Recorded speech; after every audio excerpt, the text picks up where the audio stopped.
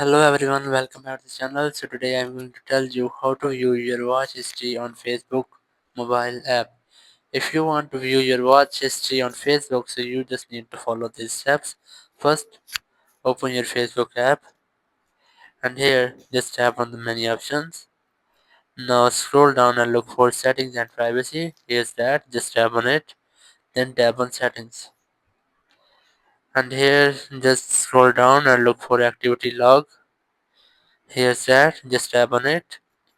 Now scroll to end.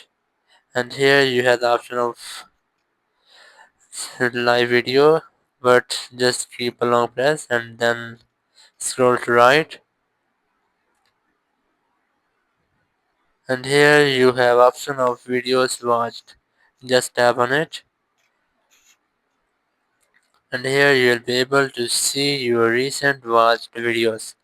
Thank you very much for watching the video. Until next video, bye bye.